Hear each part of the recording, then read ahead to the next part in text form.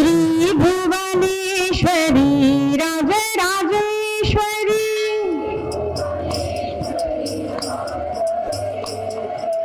आदि पराशक्ति पालय मां,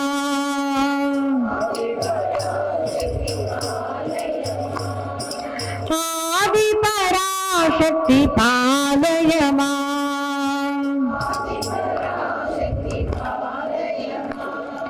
अम्ब परमेश्वरी अखिलांडेश्वरी, अम्ब परमेश्वरी अखिलांडेश्वरी आदि पराशक्ति पालय मां, श्री भुवनेश्वरी राजराजेश्वरी, श्री भुवनेश्वरी राजराजेश्वरी आदि पराशक्ति पालय मां, आदि पराशक्ति पालय मां, अम्ब परमेश्वरी अखिलांडेश्वरी, अम्ब परमेश्वरी अखिलांडेश्वरी आदि पराशक्ति पालय मां, आदि पराशक्ति पालय मां, आदि पराशक्ति पालय मां।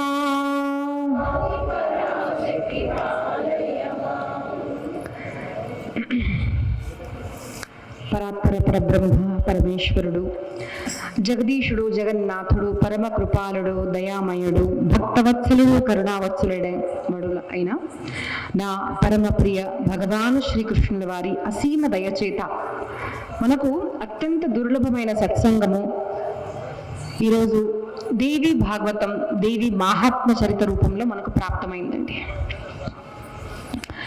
భక్తులు ఎప్పుడు కూడా సత్సంగం అనేది చాలా దుర్లభం అయినది అని చెప్తూ ఉంటారు మనకు.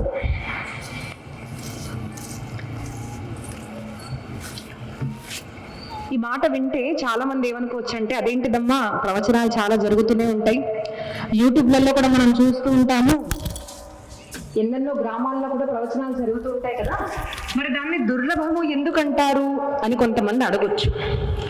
దుర్లభము ఎందుకు అంటారు అంటే, మనం కనుక ఒక సాధారణ ఉదాహరణగా యూట్యూబ్లో చూసుకున్నా కూడా, మనము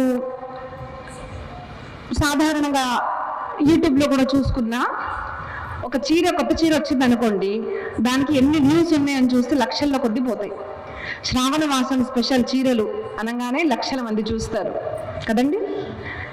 ఇట్లాంటి కొత్త ఆభరణం వచ్చింది, దాన్ని చూస్తారు. ఇంకేవేవో విషయాలు అన్ని లక్షల మంది చూస్తున్నారు, కానీ ప్రవచనాలకు ఎన్ని వ్యూస్ ఉన్నాయో ఒకసారి చూస్తే మనకు అర్థమవుతుంది కదండి. ఇప్పుడు సూర్యాపేటలో దగ్గర ఒక మాల్ ఉందండి, ఒక హీరోయిన్ వస్తుంది, మీకు ఇష్టమైన ఎవరో హీరోయిన్ పేరు గుర్తు తెచ్చుకోండి, నాకు తెలియదు. వస్తున్నారు అనగానే లక్షల మంది జనాలు పిలవకుండా వస్తారా లేదా? మరి సూర్యాపేటలో అక్కయ్య వచ్చి మనకు ఒక మంచి ప్రవచనం చెప్తుంది అంటే, రామ్మ రామ్మ రామ్మ తల్లి నువ్వు రావాలి అని పిలిస్తే ఇంతమంది వస్తారు. అర్థమైందా? అక్కడ మీకు ప్రసాదం దొరకదు. ఎక్కడ హీరోయిన్ వచ్చింది అనుకోండి, అక్కడేం ప్రసాదాలు ఉండవు. ప్రవచనం వినడానికి వెళ్ళినప్పుడు మనకు ప్రసాదాలు కూడా పెడతారు కదా, అప్పటికి కూడా తక్కువ మంది వెళ్తారు. సినిమాలకు వెళ్తారు కదా, కొత్త కొత్త సినిమాలు వస్తే వెళ్తారు, టికెట్ డబ్బు తీసుకొని మరీ వెళ్తారు కదా, టికెట్లు కొని మరీ వెళ్తారు. ప్రవచనాలకు టికెట్లు ఉండవు కదా, అప్పటికి రారు. ఎందుకు అంటే సతాం సంగ, సత్సంగం ఏదైతే ఉందో అతి దుర్లభము అని ఎందుకు శాస్త్రాల్లో చెప్పారు అంటే, మంచి కార్యము చేయడానికి, మంచి మాట వినడానికి అందరూ అర్హులు కాదు, అందరూ భాగ్యంలో అది ఉండదు. చాలా మంది ఉంటారు కాలనీలో కదండి, అందరికీ మెసేజ్ వెళ్తుంది, ఆ పోనీలే ఎన్నోసార్లు విన్నా, ఏం వింటామో అన్న తెలిసిన ఏం వింటామో అని రారు. కొత్త సినిమా అనుకోండి, same love story, hero heroine అదే ఉంటుంది, మొత్తం డ్రామా. కొత్త సినిమా వచ్చిందంటే వెళ్దాం కదా, ఏమండి ఈరోజు తీసుకెళ్తున్నారా లేదా బయటికి, లేదంటే ఈరోజు ఇంట్లో మీకు భోజనం లేదు, అదే సినిమా స్టోరీ. చెప్పే తాత్పర్యం ఏమిటి అంటే, భగవద్భక్తి అన్నది అంత సులువుగా దొరకదు. ఇది ఎవరి జేబులో అయితే డబ్బుంటే వాళ్ళ ఇంట్లో దేవుడు రావాలి అని రాసింది అనుకోండి, ప్రతి డబ్బున్న ఇంట్లో దేవుడు ఉండేవాడు కదండి. కానీ మనం చరిత్ర చూస్తే ఎప్పుడు కూడా భగవతి అమ్మవారు కానివ్వండి, కృష్ణ పరమాత్మ కానివ్వండి, రాముడు కానివ్వండి, ఏ చరిత్ర, శివుడు కానివ్వండి, అన్ని ఎక్కడ చూసినా కూడా పరమాత్మ ఎక్కడికి వస్తారు అంటే, ఎవరి మనస్సు యందు ఆ పరమాత్మ యందు భక్తి కలిగి ఉందో ఎవరి మనసులో, అలాంటి వ్యక్తి ఇంట్లో మాత్రం వెళ్తారు. అది ఆడనా మగనా అన్నది కాదు, అది మనిషి అన్నది కూడా కాదు. అందుకోసం కదండి గజేంద్ర మోక్షం మనం విన్నాం కదా. గజేంద్రుడు ఒక ఏనుగు దగ్గరికి కూడా పరమాత్మ వైకుంఠం వదిలేసి వచ్చేసాడు కదండి. అయ్యో అదేంటిదండి, బ్రాహ్మణులు అని కొంతమంది అనుకుంటారు, బ్రాహ్మణుల ఇంట్లోనే కదండి దేవుడు ఉండేది. అలా గనక అయితే శబరి ఇంటికి రాముడు వెళ్తాడా? శబరి ఇంటికి రాముడు వెళ్ళాడు కదా. మరి రాముడు వర్ణం చూస్తాడు, కులం చూస్తాడు, ఇవన్నీ చూస్తాడు అంటే, ప్రహ్లాదుడు రాక్షస కుమారుడు, వారింటికి కూడా వెళ్ళాడు కదండి. కాబట్టి పరమాత్మ కులము, గోత్రము, ఆడనా మొగనా, చూడ్డానికి ఎలా ఉన్నారు, సంపత్తి ఉందా లేదా, జేబులో ఏమన్నా ఉందా లేదా, అవన్నీ చూడడు. పరమాత్మ చూసేది ఎవరి మనసులో నా గురించి భక్తి ఉందో నేను వాళ్ళ దగ్గరికి వెళ్తాను అంటారు. అలాగే ప్రవచనం కూడా వినాలి అంటే దాని డబ్బుతో సంబంధం లేదు. మంచి మాట వినాలి అన్న తాపత్రయం ఎవరికి ఉంటుందో వాళ్ళు వెతుక్కుంటూ, అమ్మ ఈరోజు ఏదో ప్రవచనం ఉందంట కదా అని చాలా చోట్ల చూస్తానండి. నేను వచ్చే ముందు ఎంతో సేపు మీరు ఎలా వేచి ఉన్నారో అలా కూర్చొని ఉంటాను. ఎందుకు? అమ్మ ఏదో ప్రవచనం అంట, మేము వినడానికి వచ్చాము అంటే, అలా వినడానికి మీరు వచ్చారు అంటే అత్యంత దుర్లభమైన దేవి మహాత్మ్యం మీరు వినబోతున్నారు అంటే, మీరు ఎంత భాగ్యవంతులు ఒక్కసారి మీరు ఆలోచించండి కదా. ఎవరికైతే తమరు భాగ్యవంతులు అనుకుంటారో వాళ్ళు వాళ్ళ కోసం చప్పట్లు కొట్టుకోవాలి, అనిపించాలమ్మా. అహోభాగ్యం ఉంటే కానీ మనకు ఈ సత్సంగం అనేది దొరకదు. కొంతమంది వాయించలేదు, నాకు అర్థమైంది. ఇండియా పక్కనున్న దేశం నుంచి కూడా కొంతమంది వస్తారు, జగదంబమాతకి అదిగోండి. కొంతమంది అనలేదు, గుర్తుపట్టేస్తాను వెంటనే. అలాగా ముఖం మీద భగవన్నామ స్మరణ రావాలన్నా, చెవిలో భగవన్నామ సంకీర్తన పడాలన్నా, హరికథ వినాలన్నా, సత్సంగం చేయాలన్నా కూడా ఎంతో భాగ్యం ఉంటే కానీ దొరకదు అని మనకు శాస్త్రాలు చెప్తున్నాయి. అందుకనే సత్సంగాన్ని మనము దుర్లభము అంటారనమాట. అయితే ఈరోజు నేను ఎంచుకున్న విషయము, అమ్మ ఏదో ఒక వైభవం చెప్పింది అంటారు. అయితే నేను శివపురాణము, దేవి భాగవతం అని అన్ని పురాణం చెప్తానండి. దాంట్లో దేవి భాగవతంలో ఒక మంచి నాకు నచ్చిన ఒక సంఘటన, అంటే అన్ని బాగుంటాయి, అద్భుతంగా ఉంటాయి, కానీ ఒక మహిషాసుర మర్దిని అన్న ఒక చరిత్ర చెప్పాలి అని ఈరోజు నాకు అమ్మవారు ప్రేరేపించింది. మహిళా వ్యక్తులు ఎక్కువగా ఉంటారో నేను మొన్న వీడియోలో చూశాను. కాబట్టి మహిషాసుర మర్దిని అన్న చరిత్ర ఈరోజు మనం వినబోతున్నాము. ఇది దేవి భాగవతంలో పంచమ స్కందంలో వస్తుందండి. అయితే ఈ దేవి భాగవతంలో పంచమ స్కందంలో ఈ విషయం వచ్చే ముందు ఒక చాలా మంచి విషయం వచ్చిందండి. అదొక్కసారి ఏంటో చూసి మనం ముందుకు వెళ్దాం. మహదాఖ్యానముత్తమం కృష్ణస్య చరితం దివ్యం సర్వపాతకనాశనం సందేహోత్ర మహాభాగో వాసుదేవ కథానకే జాయతే పూజ్యమానే విస్తరేణ మహామతి. ఈశ్వరానపి కృష్ణేన, దేవుడు ఈశ్వరుడు అయినప్పటికీ కూడా కుతస్థౌ సంభూజితో న్యూనతావా కిమస్తస్య తదేవ సంశయో మమ. ఇక్కడ ఋషులు అందరూ అడుగుతున్నారండి. ఏం అడుగుతున్నారు అంటే, ఈ పంచమ స్కంద చరిత్ర ప్రారంభం అయ్యే ముందు మనకు ఏం చరిత్ర వచ్చింది అంటే, సాక్షాత్ సాక్షాత్తు శ్రీకృష్ణ పరమాత్మ, సాక్షాత్తు రాములు వారు కూడా ఈ భగవతి అమ్మవారు ఎవరైతే ఉన్నారో ఆ అమ్మవారిని పూజించడం వల్లే కృష్ణ పరమాత్మకు వివాహం కలగడము అన్నది జరిగింది. రుక్మిణి అమ్మవారి చరిత్ర నేను ఎక్కువగా అది ప్రవాహం చేయను, కానీ భాగవతంలో వస్తుందండి. కృష్ణుడే నాకు భర్త కావాలి అని రుక్మిణి అమ్మవారు పార్వతి అమ్మవారిని పూజించారు. సీతమ్మ తల్లి కూడా రాముడే నాకు భర్త కావాలి అన్న కోరికతో పార్వతి అమ్మవారిని పూజించారు. మనకు వస్తుంది కదండి, భాగవతంలో వస్తుంది, దేవి భాగవతంలో వస్తుంది.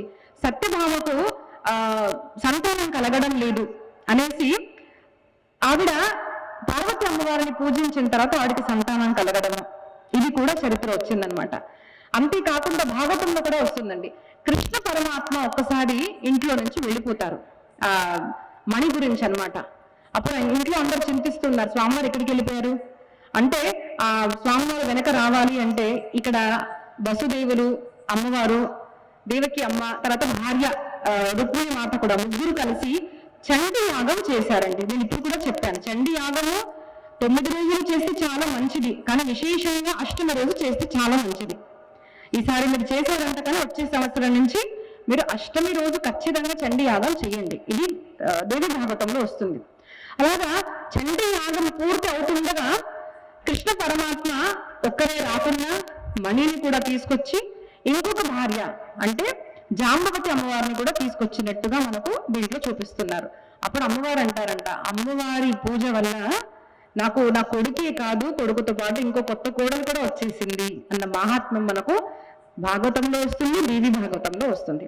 ఇలాగా ఎన్నెన్నో చరిత్రలు కృష్ణ పరమాత్మ రాముడికి సీతమ్మ తల్లి దూరం అయినప్పుడు కూడా సీత దొరకాలి అనడానికి కూడా రాములు వారు నారద మహర్షి చెప్పడం వల్ల చేసిన పూజ విస్తారంగా దీంట్లో వస్తుంది. అంటే రామాయణం వస్తుంది, భాగవతం వస్తుంది, అన్నీ వస్తుంది. ఇక్కడ ఋషులు ఏమవుతున్నారు అంటే, కృష్ణుడు పరమాత్మ కదా కదా కృష్ణుడు రాముడు పరమాత్మ, మరి వారు కూడా ఎందుకు అమ్మవారిని పూజించారు అని అడిగారు. అది నాకు సంశయంగా ఉంది, అది మీరు దూరం చేయండి అంటే,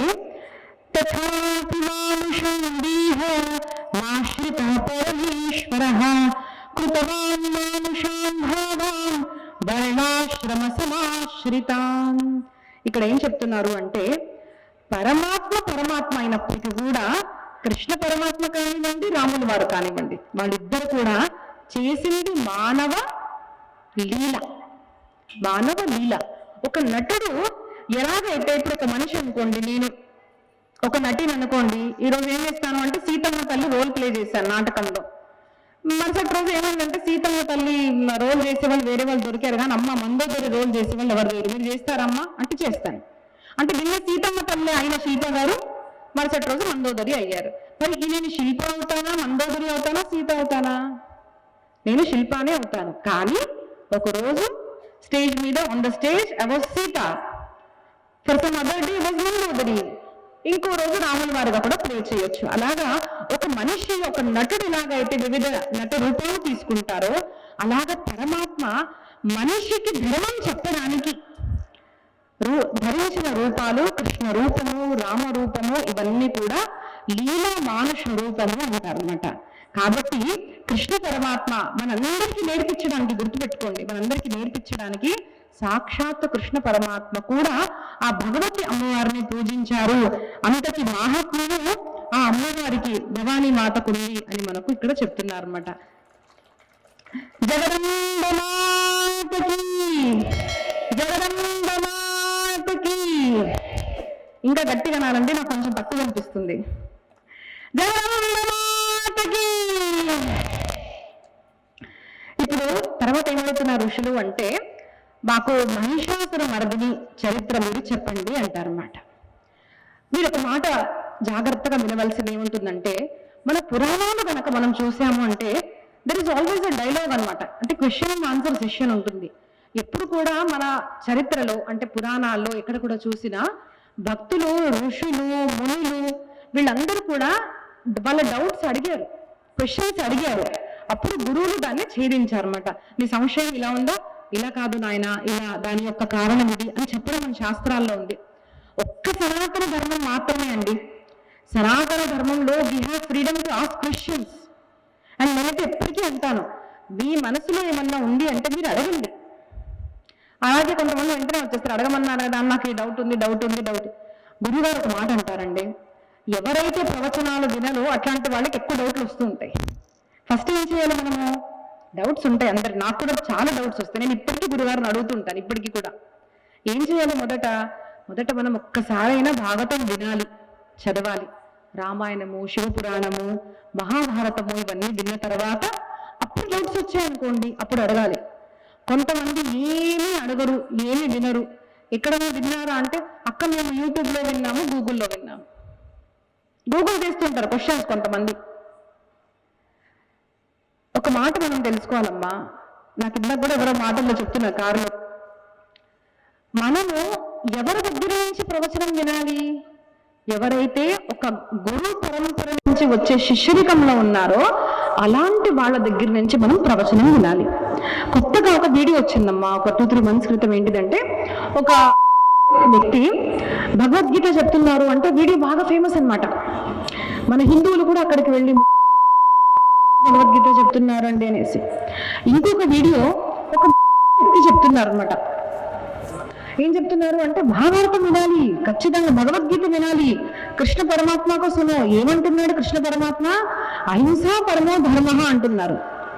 క్షమించాలి, అహింస చేయకూడదు, ప్రేమగా ఉండాలి, ఇవన్నీ చెప్తుంటే కొంతమంది సెక్యులర్లు ఉంటారు, కొంతమంది అబ్బా చెప్తున్నారండి, అసలు మన ధర్మం గురించి చెప్తున్నారు, మనం వినాలి వాళ్ళ దగ్గరికి వెళ్ళి. ఎందుకు వింటున్నారు?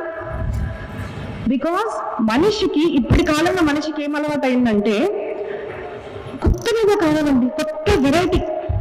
అక్క ఏదైనా కొత్తగా చెప్పండి. కొత్తగా ఏముంటుందండి? కొత్తది అడుగుతున్నారు అంటేనే మీరు తప్పు చేస్తున్నారో మీరు తెలుసుకోవాలి. ఒక మాట చెప్తానండి, ఎప్పుడు కూడా కొత్తదని వెంట పడకూడదు. That's a reason. ఇప్పుడు ఏమైపోయిందంటే, కొత్త భక్తిలో కూడా ఫ్యాషనబుల్ భక్తి వచ్చేస్తుంది అనమాట.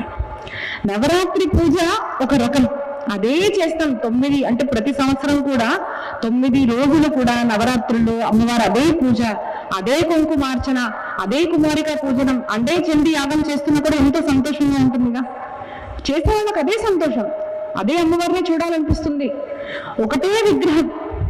మీరు చూడండి, మీరు మీరాబాయి చరిత్ర కనుక చూశారు అంటే, మీరాబాయికి భక్తి కలిగింది. ఆ మీరాబాయిని ఇమిటేట్ చేసే వాళ్ళు చాలా మంది ఉన్నారు. అలా బొట్టులు పెట్టుకుంటారు, ఘాగరా వేసుకుంటారు. నేను కూడా కృష్ణ భక్తురాలను బొట్టు పెట్టుకోవడం, డాన్సులు చేసి రీల్ చేస్తూ ఉంటారు. ఓకే, కొంతమంది డౌట్ కూడా వస్తుంది, నేను రోజు పూజ చేస్తున్నానే, నాకు కనిపించాడు కృష్ణుడు, నిజంగా ఉన్నారా? ఆవిడ కనిపించాడు, అన్ని కల్పితాలేమో, నాకు కనిపించలేదు అనుకుంటాం మనం. ఎందుకు కనిపించలేదండి మనకు? ఆవిడకి ఎందుకు కనిపించారు? ఏం కొత్తగా ఏమైనా చేశారా? ఎప్పుడు దొరుకుతాడు పరమాత్మ? మనం ఒక మాట అర్థం చేసుకోవాలండి.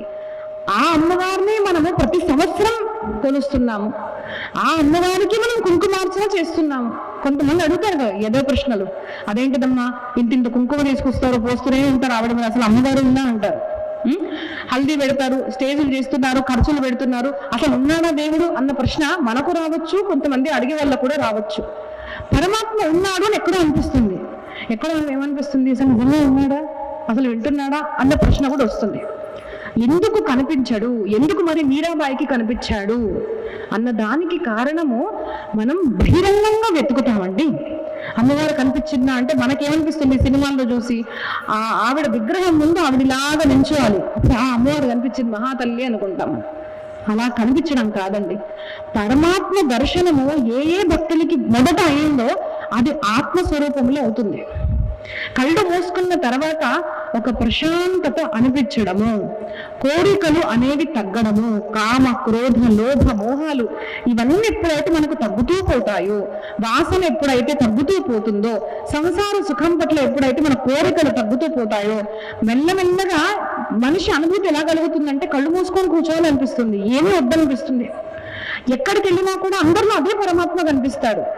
ఇలాంటి కొన్ని విషయాలు మన జీవితంలో జరుగుతున్నప్పుడు ఎక్కడో పరమాత్మ కోసం మనము వీఆర్ బికమింగ్ రెడీ అన్నది మనం తెలుసుకోవాలి. ఇప్పుడు మనము చేస్తాం కదండి, కుమారిక పూజ చేస్తాము, స్త్రీల పూజ, మన సువాసిని పూజ చేస్తారు. కొంతమంది ఏం చేస్తారు అంటే, ఉన్నాడు ఉన్నారనుకోండి ఆవిడ పట్టు చీర, కొంచెం మామూలు ఆవిడ ఉన్నారనుకోండి ఒక 500 చీర, మరి పనమ్మ వచ్చిందనుకుంటే ఆవిడ 200 ఇచ్చేసి ఎందుకు ఆవిడకి ఎందుకు అంటాం.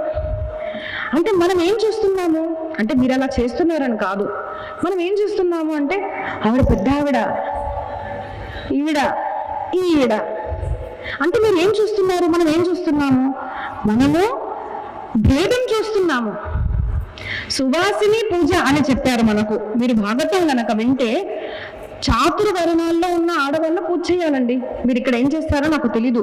చాలా మందికి అపోహ ఏముంటుందంటే బ్రాహ్మణ స్త్రీ మాత్రం పూజించాలి అనుకుంటారు. కాదమ్మా, బ్రాహ్మణ స్త్రీని పూజించాలి, క్షత్రియ స్త్రీని పూజించాలి, వైశ్య స్త్రీని పూజించాలి, శూద్ర స్త్రీలను కూడా పూజించాలి. ఎలా పూజించాలి?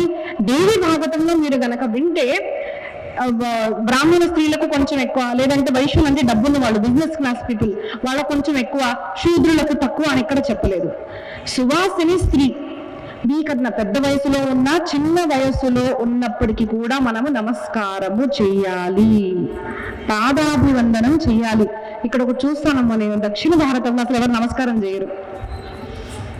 మేము అంటే మీరేదో అనుకుంటున్నారు ఆవిడికి నమస్కారం చేయాలని అనిపించుకుంటుందేమో అనుకుంటారు. కాదు, మన దగ్గర పద్ధతి ఏంటిదంటే చిన్నపిల్లైనా పెద్దవాళ్ళైనా కూడా నమస్కారము పాదాలకు నమస్కారం చేస్తే నమస్కారం అవుతుంది. ఇక్కడేమో ఇలాగా, అది కూడా కష్టం, అతి కష్టంతో.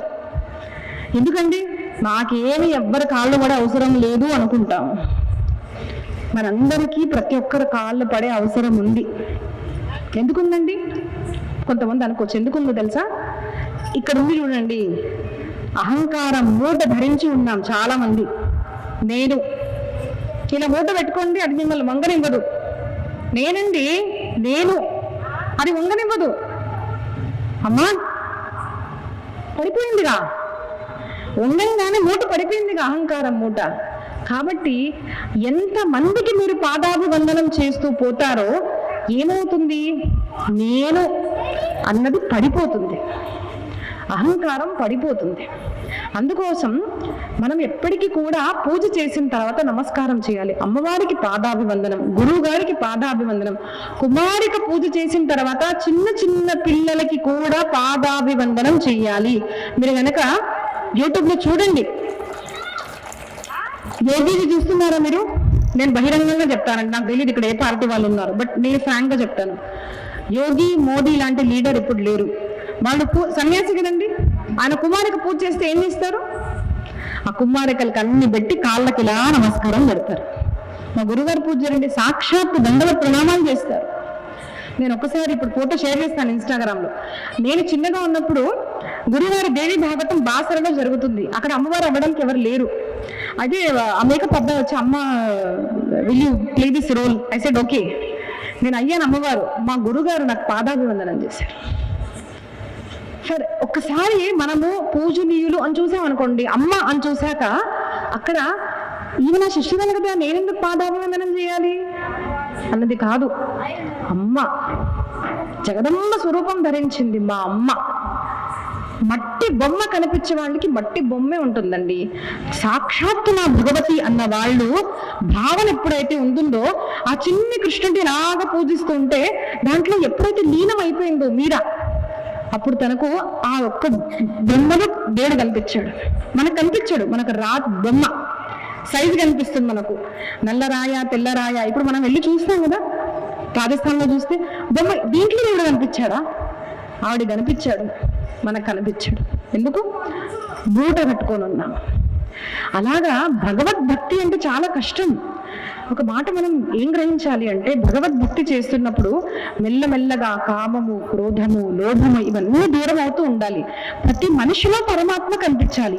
ఎప్పుడైతే మనకు పెద్దవాడు, చిన్నవాడు, డబ్బున్నవాడు, లేనివాడు, కొంతమందికి ఒక చాలా చెడు గుణం ఉంటుందండి. ఆ ముక్కులా ఉన్నది ఆమె, అలా అవుతామనా, అసన్నటామనా మాట్లాడకూడదు. మనము శరీరాన్ని అంటే కించపరిచి మాట్లాడినట్టే కదండి. ఆవిడ ముక్కులావు ఉన్నావు అంటే నీకు ఇక్కడ లావు ఉండొచ్చుగా, సారీ అంతే కదండి. ఏ మనిషినన్నా చూడండి, మన ప్రతి అందరిలో కూడా ఎక్కడ లోపాలు ఉంటాయి. నా ముక్కు బాగుండొచ్చు, నా కళ్ళు చిన్నగా ఉన్నాయిగా. ప్రతి మనిషిలో చూస్తే లోపాలు ఎన్నో ఉంటాయండి. There is no perfect person in this world, no one. But అలాంటి వివిధ రూపాల్లో కూడా మనకు పరమాత్మ కనిపించాలి. చెట్టులో కనిపించాలి, పుట్టులో కనిపించాలి. అందుకోసమే మనం సనాతన ధర్మంలో కనుక చూస్తే అమ్మవారిని ఎక్కడ పూజిస్తాం? మనము తులసి చెట్టులో పూజిస్తాం కదండి.